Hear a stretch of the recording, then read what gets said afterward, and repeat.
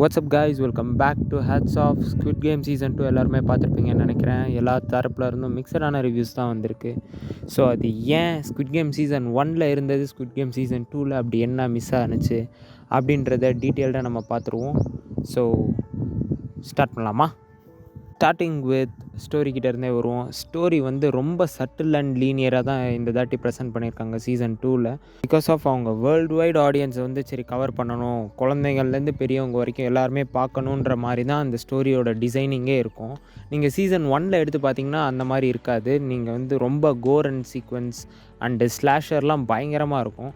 And அது வந்து season 2 கோட்டை விட்டாங்கன்னே சொல்லலாம். சீசன் 1 கம்பேர் பண்ணும்போது சீசன் 2 வந்து ஸ்டோரிக்கு அவ்வளோவா இம்பார்ட்டன்ஸ் கொடுக்கலன்னு தோணுன மாதிரி இருந்துச்சு.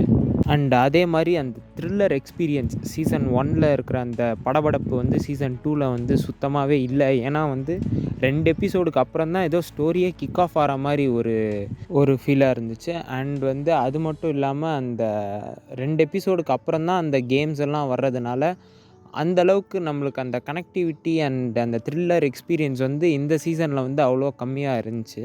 அண்ட் வந்து கேம்ஸும் பெருசாக இல்லை. நீங்கள் வந்து ஃபைனல் இது அப்படி இப்படின்னு சொல்லியிருந்தாலும் ஒரு 3-4 கேம்ஸ் தான் வந்து மொத்தமாகவே இருந்துச்சு. அண்ட் அதுதான் ஒரு மெயின் திங் நெகட்டிவாக பார்க்குறதுன்னு நினைக்கிறேன். சீசன் 1 கம்பேர் பண்ணும்போது சீசன் 2 வந்து நிறைய கேம்ஸ் வந்து இல்லை.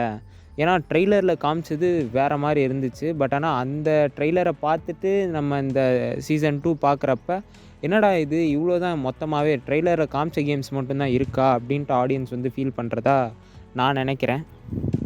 அண்ட் முக்கியமான விஷயம் என்னென்னா, எமோஷ்னல் கனெக்ட் வந்து சீசன் 1 சீசன் 2 ரொம்ப கம்மியாக தான் இருக்குதுன்னு நான் நினைக்கிறேன். ஏன்னா சீசன் 1 வந்து ஒவ்வொருத்தருக்கான பேக் ஸ்டோரிஸ் வந்து பயங்கர கனெக்டிவிட்டியாக இருக்கும். ஆனால் சீசன் 2 வந்து அதை மிஸ் பண்ணிட்டாங்கன்னு சொல்லலாம். ஏன்னா அந்த ஸ்னைப்பருக்கான ஒரு பேக் ஸ்டோரி அது வந்து தேவையே இல்லைன்னு தான் நான் நினைக்கிறேன்.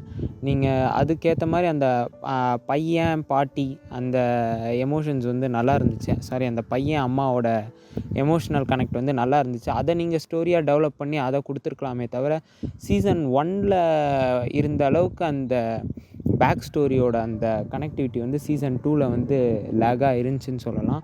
அண்ட் அதே மாதிரி ஒரு பவர்ஃபுல்லான ஒரு வில்லனை வந்து காமிக்கவே இல்லை. நீங்கள் அது தானோஸை எடுத்துக்கிட்டாலும் சரி, அதுக்கப்புறம் இனி ஒருத்தர் அவர் அந்த டிடெக்டிவோட அண்ணனை எடுத்துக்கிட்டாலும் சரி, நீங்கள் அதில் ஒரு பவர்ஃபுல்லான ஒரு வெஞ்சன்ஸ் அதுக்கு ஒரு இதுவே இருந்த மாதிரி தெரில, ஒரு மோட்டிவே இருந்த மாதிரி தெரில. ஏதோ வராங்க, இவங்க கேமை ரன் பண்ணணும், ஸோ அதனால் இந்த மாதிரி வில்லனாக நான் மாறுறேன் அப்படின்ற மாதிரி தான் ஒரு கனெக்டிவிட்டி வந்து இருந்த மாதிரி எனக்கு ஒரு ஃபீல். அந்த ஆளுக்கு முக்கியத்துவம் கொடுக்காம தானோஸ்க்கு முக்கியத்துவம் கொடுத்துருந்தாலே இந்த சீசன் வந்து சூப்பராக போயிருக்கும்னு நான் சொல்லுவேன். ஏன்னா தானோஸ் அந்த கேரக்டரோட ஆர்க்கே வந்து ரொம்ப ஒரு மாதிரி மென்டலான கேரக்டர். நீங்கள் எந்நேரத்தில் என்னடா பண்ணுவான்றே தெரியாத மாதிரி ஒரு ஆள் அவர். ஸோ அந்த கேரக்டர் வந்து இனி சூப்பராக டெவலப் பண்ணி இனி கொஞ்சம் ப்ரூட்டாலிட்டியாக நல்லா ஸ்லாஷராக காமிச்சிருந்தா இனி கொஞ்சம் நல்லா இருந்திருக்கும்னு என்னோடய ஃபீல். டப்புன்னு முடிச்சிட்டாங்க, அதுதான் லைட்டாக ஃபீல் ஆயிடுச்சு.